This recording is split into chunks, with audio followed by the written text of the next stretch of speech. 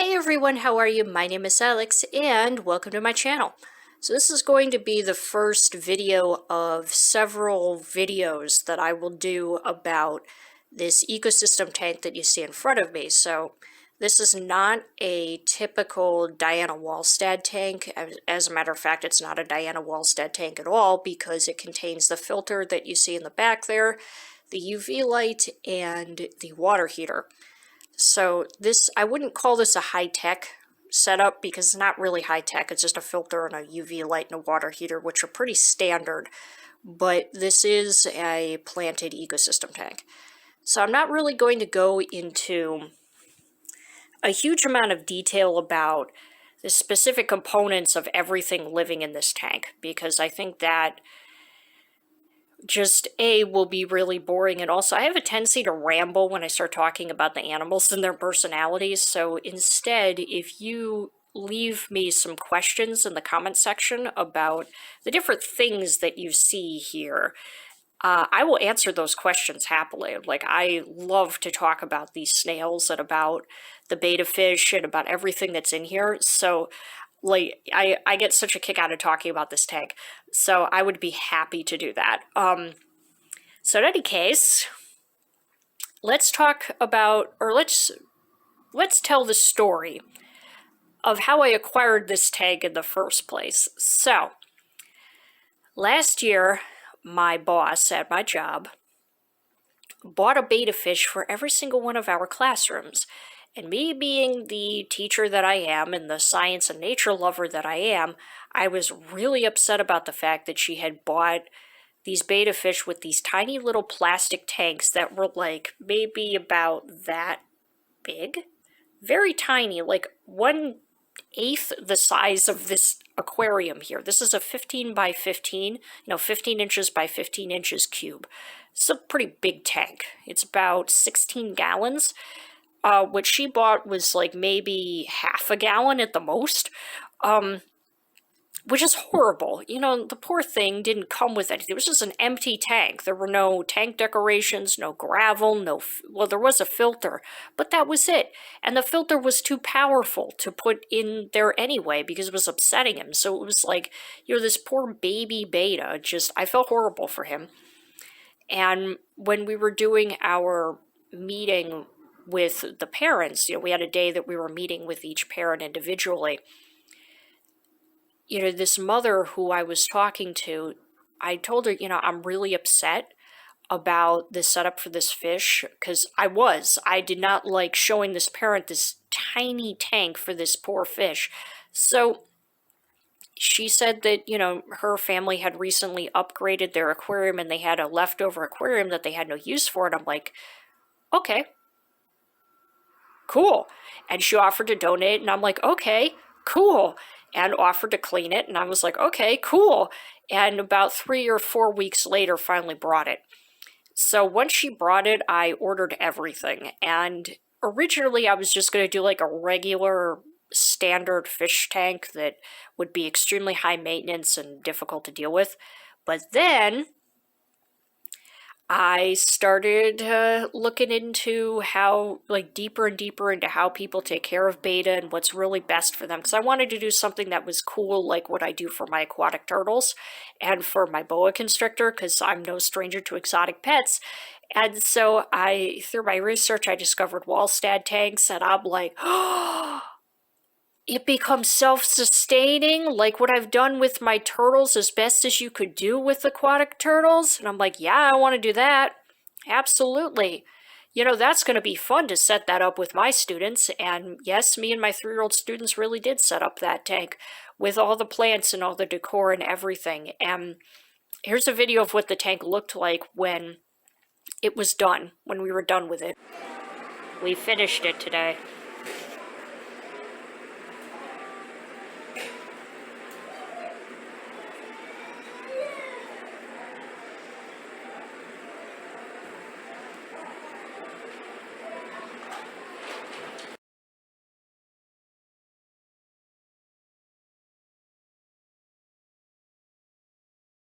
You could definitely tell from the hardscape that was definitely created by a 3-year-old. I mean, you look at it, you know a 3-year-old did that.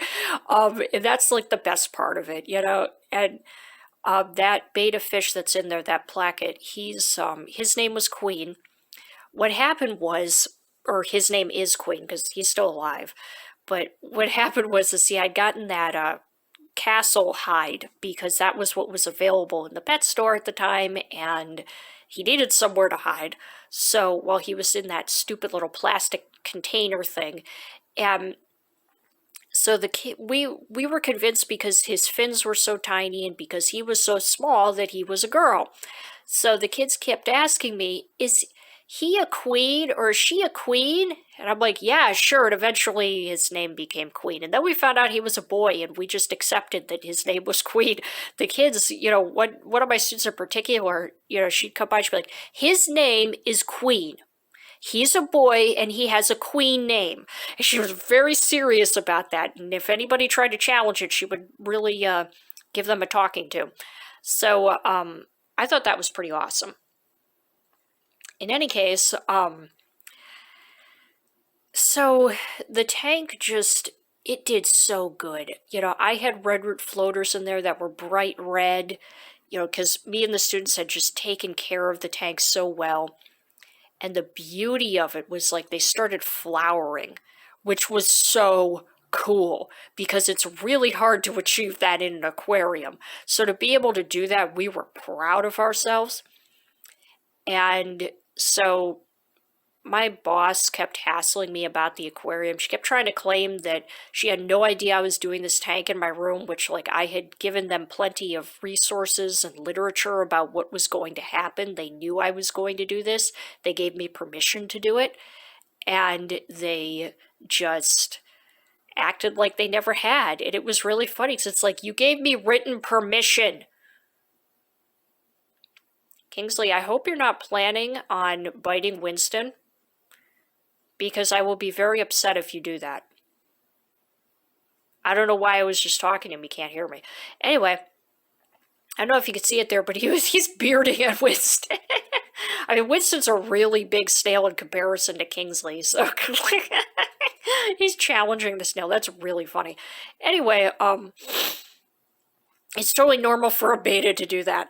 So they kept hassling me about the aquarium, and they kept telling me to remove it from the classroom and bring it to my house, which I was not going to do because, one, I didn't have the space for another aquarium in my apartment at that time. And no, I'm not going to take Queen away from the children. I'm not going to do that. That's mean. I'm not going to be the bad guy. So, and, you know, this was like a constant back and forth. And then, like, the executive director would be like, I'm not making you take the tank out. I'm like, I know you're not. I mean, the only reason why the tank is still there is because I won't take it out. You know, I'm an adult. You can't make me do anything. So, I mean, that's literally what I said to her because I was so done with this woman at this point. So, King is cracking me up right now. See, I started talking about the betta for my classroom, and now I can't stop calling Kingsley Queen. In any case, so eventually, you know, I was out of work because of moving to the new apartment, which is where this tank is. This tank is not the tank from the classroom. This is a brand new tank that I had bought for the new apartment. And while I was away for the move, they took the tank out of my classroom, completely dismantled everything. And so, which, you know, I mean, they saved some stuff, but they didn't save any of the plants. They didn't save any of the bladder snails that were in there. I mean, I wasn't particularly attached to the bladder snails, and Queen had been eating most of them. But, you know, it was still really mean to throw out an animal. It might not mean much to you as a bladder snail, but, you know, it's still an animal. You know, put Queen back in that tiny little plastic container. They claim that he's doing okay, but I'm pretty sure he's not. I mean, I did teach my students to be very kind and gentle to him. You know, don't touch his house and don't tap on it. You know, treat him with respect. And I'm sure, and I have faith that my students will continue to do that. I'm not there because I'm changing jobs, because of other reasons that are not relevant to this video. So that filter and that water heater that you see back there, those came from the tank that were in my classroom. I, of course, have a water heater, and originally I was not going to have this be a filter tank. I was originally going to use just the plants as a filter like you would do in a Wallstad tank. However, that filter, I was like borderline harassed by my boss to put that in the tank, because it originally was a Wallstad tank and was fully cycled as a Wallstad tank, and they kept complaining because they could see algae, which algae is supposed to be in a tank, and there's nothing wrong with algae. You know, a lot of people think that algae is bad, but it's not. And they wouldn't leave me alone about it. I was afraid they were going to take the tank out of the room, so I got the filter to get them to shut up. And see, the filter, I had it on the lowest setting, so all it did was move the water a little bit and make it look like it was filtering, but it actually did eventually play a part in maintaining the tank, and it built up such good bacteria in the biomedia filter over time that it actually was just amazing at cleaning the tank after a while. And in addition to that, what was really cool was when I got this back, I was like, I can't say no to all of that good bacteria that's in there, so I'm like, I have to recycle this. I would have loved to have recycled the substrate, but that just was not going to happen, unfortunately. But regardless, so some things that were in that aquarium are in this tank, which is kind of cool because it's made the cycling of this tank a little bit easier. And so this light is new. I had to get a smaller light because the big one that was on the other tank was a 20-gallon, 20-gallon long, and that light is like way bigger than this tank lengthwise, so there was no way that it could fit on this tank. There was like no way.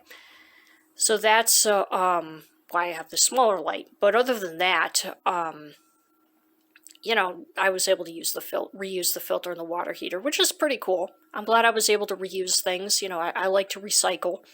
Recycling's good. So that's generally the story about this tank, and I have more plants coming, and I'll probably do a video about adding the plants in fairly soon, as soon as those plants actually arrive. I also have a purple mystery snail who's arriving tomorrow, and I think I'll probably do a video about them.